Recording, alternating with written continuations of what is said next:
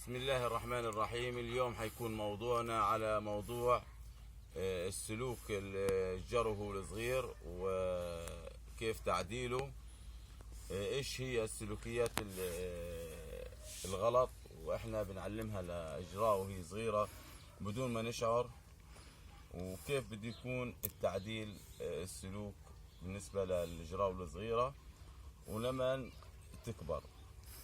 بداية السلوك هي بتكون عبارة عن جرو صغير بيلعب. إذا أنت تركته باستمرار على أنه يلعب في هيك سلوك فراح يستمر معه حتى لما يكبر حيضله نفس السلوك هو. أنت بدك تغير له إياه وأنت بدك تعمل له بديل إله، لأنه هو في سلوك منها بيعملها على انه هو يقول لك انه انا بحبك او يفهمك انه هو على علاقة وثيقة معك وانه هو مبسوط معك. فما بنقدرش احنا نمنع العادات هاي قطعا، لازم نعمل له إلها بديل. يعني مثلا على سبيل المثال هو الجرو وهو صغير ببدأ يتنطط على الشخص، يعني اول ما يشوف صاحبه ببدأ يتنطط عليه ويتشربح عليه ويقف عليه. هو صغير احنا بنتحمله وبنكون مبسوطين عليه، بس المشكلة انه هو لما يكبر بصير عندنا شيء يزعجنا، بالذات انه لما بيكبر ممكن يعني يكب المية على الارض، رجليه او ايديه تخبط في المية يجي يتنطط عليك يوسخ اللي هو الاواعي. فانت من نفسك بتتضايق من هيك سلوك. السلوك الثاني اللي هو الكلب انت بتعلمه وهو صغير انه يسلم، فبصير الكلب عنده موضوع التسليم شيء ضروري ومهم، انه هو بحب انه يعمله إلك لانه انت بتديله اياه يسلم. طب خلينا نجزء جزء. طب الجزء الاول انا ايش اسوي في حال انه الكلب بلش وهو صغير يتنطط علي؟ كيف بدي اعالج القضية هاي وهو في اثناء جرب بنط عليك الكلب، انت بتزقه مع كلمة غلط، بس بتزقه عنك هيك بكلمة غلط وبتروح بتطبطب عليه وبتقعده، يعني تخليهوش كل الاحوال انه هو يتنطط عليك. دايما كلمة غلط علمه اياها حتى من الصغر وزقه وابعدوا عنك. طيب الموضوع الثاني موضوع التسليم، انت بتمد ايدك له بتصير تسلم عليه وهو بنبسط. طب هذه عاده الناس بتقول لك طب هذا تدريب، انا مبسوط على كلبي على انه يسلم، ماشي، بس هذه العاده بتكون في اخر التدريب، يعني في اخر ما ينتهي التدريب لما يكبر ويبدا يتدرب بتكون هذه التسليم انت بتعلمه اياها، بتعلم التسليم. لكن اذا انت علمته اياها وهو صغير بيصير الكلب بيتبطل يتعامل بتمه. يعني اذا بدك تعلمه شراسه حيغلب حتى المدرب اللي بيغلبه، لانه حيصير يتعامل كل شيء بالايد. حتى الاكل لما تيجي تقدم له اياه مش حيكون يعني ياكل بتمه. في الاول راح يمد ايده ويسحب اللي هو الصحن او الميه ويكبها ويعمل المشاكل. فدائما التسليم بيكون في اخر شيء، تخليش الكلب يتعامل كل شيء بايده، يعني يحط ايده يتعامل فيه. الشغلة الثالثة اللي هو السلوك الثالث اللي هو لحس الايدين، الكلب بلحس الايدين. فبتلاقي الناس اغلبها بتتضايق منه انه الكلب بلحس الايدين. طبعا زي ما حكيت انه كل هذه اللي انا بحكي فيها مؤشرات انه الجرو الصغير بيحكي لك فيها انه انا بحبك، وهذه تعبير منه الك.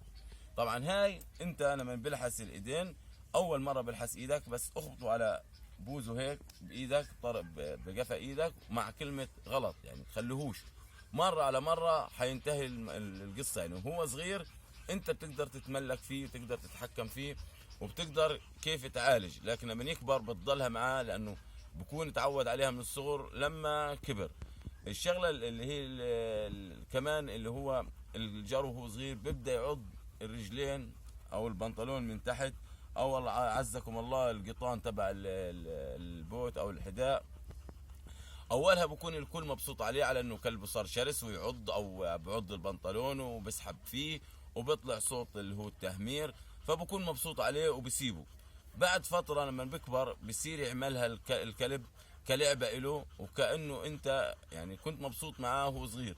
ممكن يكون عندك أطفال يصير يعضهم، وبكليته هو بيعتبره بيعطي الطابع تبعه اللي هو الحنان تبعه. بس لما يكبر تتحول معاه من بداية لعب، بعد هيك تتحول معاه كشراسة، وبصير دائما يدقق على عض الرجلين. حتى في المدربين لما بتدربوا او اي شخص بده يدرب الكلب، بتلاقيه بتضايق في موضوع انه بيجي وبيلاقي الكلب عينه دائما على الرجلين او على الاقدام، وهذه بتاثر في التدريب، لانه بتعب المدرب وبيديه مجهود اطول من انه يعلمه انه هو يعض الشريطه. والمراحل تبعات الشراسه، بدناش نحكي عن مراحل الشراسه، لكن احنا بنحكي طب كيف انا بدي اغير موضوع انه العض اللي هو القطان او العض البنطلون.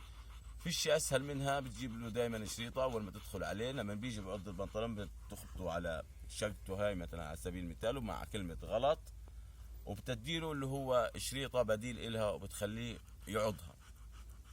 مرة على مرة ببدأ الكلب يسيب، يصير ينتبه دائما، عينه عليك فوق، عينه بتطلع على الشريطة، بتطلعش على القطان، بتطلعش على البنطلون. فهدول العادات ضروري جدا انك انت تغيرهم في جروك من هو صغير، لانه هدول اذا كبرن معاه من الصعب انك انت يعني عفوا المدرب بغير كل سلوك الكلب، لكن انت ممكن ما توديش كلبك عند مدرب، فحتكون صعبة عليك على انه انت تغير له اياها في الكبر.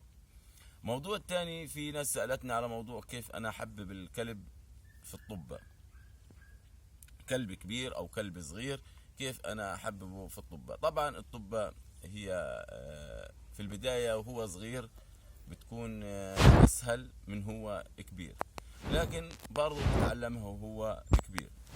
أنا خليني أحكي، وهو جاره صغير، هو جاره صغير ممكن تجيب له الطبة، تفتحها، تحط له فيها شكفة لحمة وهو يكون جعان، وترميها للجرو قدامه تشمم اياها، وتدحلها مسافة بس ابو 20-30 سنتي، حيجري وراها وهي تكون قريبة، حيشم الاكل اللحمة، حيمسكها بتمه، بتبدا تشدها انت منه بشويش، وبتديله بدالها، من تشيلها بتديله بدالها شكفة لحمة. هو حيتربط انه في داخل الطبة هاي في شكفة لحمة، فانا لما امسكها والعب فيها واشدها انه انا طلعت له شكفة اللحمة من داخل اللي هو الطبة.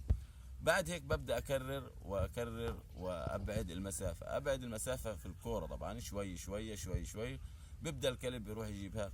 طبعا في حال انه الكلب باخذ الكرة او بيجري فيها، مثلا اخذها وصار يجري فيها بده يروح في قرنة، لانه اغلبهم بياخذ الكرة وبروح فيها على مكان بعيد او مكان تاني عشان يقعد ويبدا يمزع فيها عشان يطول منها شكفة اللحمة. انت خليك رابط الكلب بحبل الجرو، بحبل طويل، ترمي له اياها، بروح بجيبها، بتسحب الحبل وبتاخذها منه الطبة، وبتديله اللي هو المكافأة الاكل.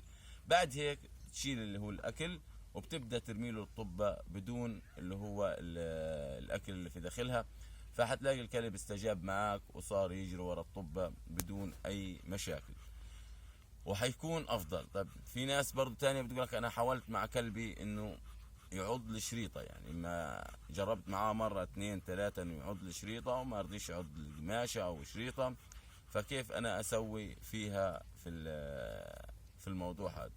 الموضوع هذا طبعا عشان تفهموا الشريطة لايش هي موجودة في الجرو الصغير. في الجرو الصغير خلينا نقول بتقوي عضلات الرقبة، اللي هو الشد الشريطة انه يشدها شمال يمين، بتقوي عضلات الرقبة، لكن بدك تكون حذر عنه تكسر اسنانه. طبعا هو الكلب هو جرو بغير اسنان، لكن اذا اذى الجرو وهو صغير، خلع خلينا نقول سن او ناب في اثناء وانت بتخليه يعض الشريطة، ممكن تخليه يجفل من اي عض شريطة مرة تانية.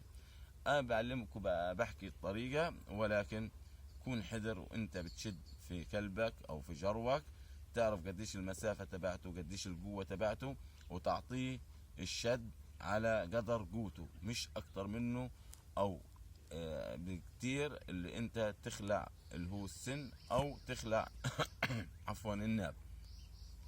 نفس موضوع الطبة، بس بدك تكون مجوع كلبك وبدك تدور على شريطة خلينا نقول خفيفة أو شريطة قديمة مهرية، بتحط له فيها شكفة لحمة وبتبدأ تديها للكلب، تشممها الكلب وتحركها شمال يمين، حيجري هو وراء ريحة اللحمة، حيبدأ يمسكها بسنانه، حيبدأ يمزع في الشريطة عشان يطول فيها، يطول اللحمة منها مرة على مرة مع أمر أنت بتديله إياه. طبعا أول مرة بتديلوش لا أوامر ولا غيره، بيجري ورا الشريطة وببدأ يأكل في اللحمة وبتديله إياها، تخليه يمزع الشريطة ويطلع اللي هو اللحمة. تمام. مرة على مرة حيبدأ الكلب بمجرد ما يشوف الشريطة، طبعا هو جعان، بعرف انه في هذه الشريطة في لحمة، حيبدأ يمسكها بقوة، تبدأ تشدها منه انت شمال ويمين. طبعا لما تحط له شكفة اللحمة ويمسك اللحمة، تشدش شمال وتشدش يمين، بتشد بس لقدام وبتسحب فيها لقدام. بعد هيك اذا مزحها طبعا بتسيب له اياها، حيمزحها ويطلع اللي هو اللحمة. بعد هيك تحاولش انه انت تخليه يطلع صوت تهمير وانت في تمه شكفة اللحمة وهو ماسك شكفة اللحمة، تخليه يصير يهمر وتشده شمال يمين، لانه هيك بتخش على عادة تانية اللي هي عادة سيئة، اللي هو الكلب يصير يهمر على الاكل تبعه. فاحنا بس مجرد ما الكلب يعض الشريطة مرة او تنتين عشان يطول منها اللحمة، بنصير نمشي الشريطة على الارض ونخليه يجري ورا الشريطة، تمسك الشريطة وبتمشيها قدامه هيك شمال ويمين، فبيبدا الكلب يجري وراها ويعضها عشان يمسك اللي هو اللحمه فيها، ما بلاقيش لحمه، بتصير انت تشده شمال ويمين، بتبدا عنده الاثاره، بتبدا عنده الشراسه اللي بتطلع، بلاقيها لعبه حلوه، فببدا يستمر في هيك موضوع بالنسبه لموضوع اللي هو عض الشريطه. وهيك بنكون خلصنا الحلقه، وتنسوش تشتركوا في القناه، تعملوا اعجاب وتشتركوا في القناة، وشكرا لكم. وأي شيء بالنسبة لموضوع تدريب أو تغيير سلوك أو أيا كان أنت شايف بدك إياه، تقدر تكتب لي في التعليق اللي هو على قناتنا اللي هو أبو البراء، المدرب أبو البراء. تقدر تكتب في التعليقات على الفيديوهات إيش بدكم، أنا جاهز أعمله على فيديو ويكون إن شاء الله بنوال إعجابكم.